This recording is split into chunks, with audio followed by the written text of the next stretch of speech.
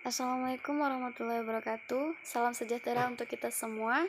Perkenalkan, nama saya Sari Maharani, NPM 200800059 dari Program Studi Bahasa dan Sastra Indonesia asal Fakultas Stekip PGRI Sumatera Barat. Pada kesempatan kali ini saya akan memaparkan serta menjelaskan hasil presentasi saya dengan tema Dasar Filsafat sebagai Ilmu Pengetahuan. Pada saat saya presentasi, Anda diharapkan untuk memfokuskan mata terhadap presentasi yang akan saya sampaikan. Ketika ada yang kurang jelas atau kurang dimengerti, Anda dapat menanyakan kepada saya pada saat akhir presentasi. Dan sebelum mengawali presentasi kali ini, akan jauh lebih baik jika kita berdoa menurut kepercayaan masing-masing. Berdoa dipersilakan.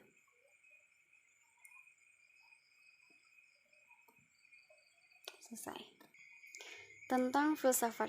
Filsafat memiliki dua arti.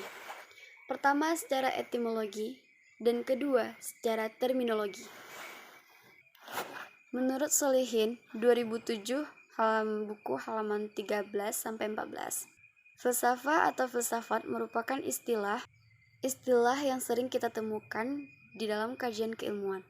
Dalam bahasa Indonesia, istilah filsafat merupakan kata serapan dari bahasa Arab yang berarti falsafah, yang juga diambil dari bahasa Yunani yang artinya filosofia. Dalam bahasa Yunani, philia berarti persahabatan, cinta, dan sejenisnya. Dan sophia berarti kebijaksanaan. Jadi dapat dipahami bahwa filsafat berarti cinta kebijaksanaan. Dan seorang filsuf adalah pencari kebijaksanaan, pecinta kebijaksanaan. Dalam arti hakikat, pengertian menurut Solihin. Selanjutnya arti secara terminologi. 2013, 3 Surajio menyatakan bahwa arti yang dikandung oleh istilah atau statement filsafat, lantasan batasan filsafat, itu banyak, maka sebagai gambaran dikenalkan sebagai batasan seperti berikut. 1. Yaitu Plato. Filsafat adalah pengetahuan yang berminat mencapai pengetahuan kebenaran yang asli. 2. Aristoteles. Filsafat adalah ilmu pengetahuan yang meliputi kebenaran yang terkandung di dalamnya, ilmu-ilmu metafisika, logika, retorika, etika, ekonomi, politik, dan estetika, atau filsafat keindahan. Berarti dapat disimpulkan bahwa arti secara terminologi filsafat merupakan permenungan yang sedalam-dalamnya tentang sebab-sebab ada dan berbuat, permenungan tentang kenyataan atau reality yang sedalam-dalamnya, sampai ke mengapa yang penghabisan, atau ilmu yang menyelidiki segala sesuatu secara mendalam. Materi selanjutnya yaitu pertanyaan, di manakah posisi filsafat jika dikaitkan dengan keilmuan dalam mendidik anak untuk menguasai bahasa dan sastra Indonesia yang sedang ada pada saat sekarang ini. Filsafat menjadi landasan bagi setiap perkembangan keilmuan. Tak heran jika filsafat disejajarkan dengan peran seorang ibu yang di bawah telapak kakinya terdapat surga atau aroma surga. Seorang ibu yang dengan jasanya membesarkan anaknya hingga menjadi dewasa. The Mother of Skins, julukannya ibu dari sekian banyak pengetahuan. Menguak hakikatnya hingga mengkaji nilai dan gunanya.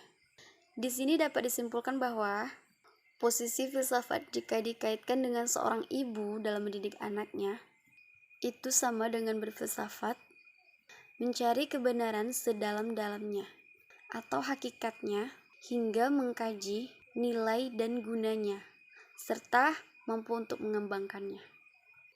Dalam pengetahuan biasa, terkadang seorang ibu mampu menjelaskan kepada anaknya hal-hal yang baik atau positif, di mana hal itu diperlukan pengetahuan atau pengalaman sebelumnya dari sang ibu sendiri. Terkadang itu sama dengan berfilsafat. Seseorang yang tanpa sengaja ingin mencari tahu tentang sesuatu hal, itu sudah bisa dikatakan berfilsafat. Jadi berarti posisinya sangat penting ya.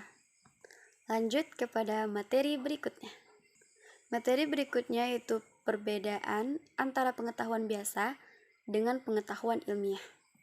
Dalam pengetahuan biasa, informasi tentang sesuatu, fakta, jarang disertai penjelasan tentang mengapa dan bagaimana. Pengetahuan biasa tidak melakukan pengujian kritis atau mendalam tentang hubungan sebab akibat antara fakta yang satu dengan fakta yang lainnya. Sedangkan dalam pengetahuan ilmiah diperlukan uraian yang sistematik. Juga dapat dikontrol dengan sejumlah fakta sehingga dapat dilakukan pengorganisasian dan pengklarifikasian berdasarkan prinsip-prinsip atau dalil-dalil yang berlaku. Perbedaan lainnya yaitu terletak pada prosedur. Pengetahuan ilmiah didasarkan pada metode ilmiah. Dalam ilmu pengetahuan alam sains, metode yang dipergunakan adalah metode pengamatan, eksperimen, generalisasi, dan verifikasi.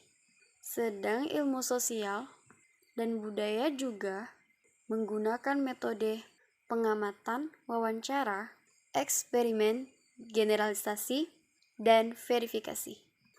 Dalam pengetahuan biasa, cara mendapatkan pengetahuan hanya melalui pengamatan dengan panca indera. Sekian pemaparan atau penyampaian materi presentasi saya. Jika ada salah penuturan atau kata-kata, saya mohon maaf. Saya sudahi dengan wabillahi taufiq wal hidayah. Wassalamualaikum warahmatullahi wabarakatuh.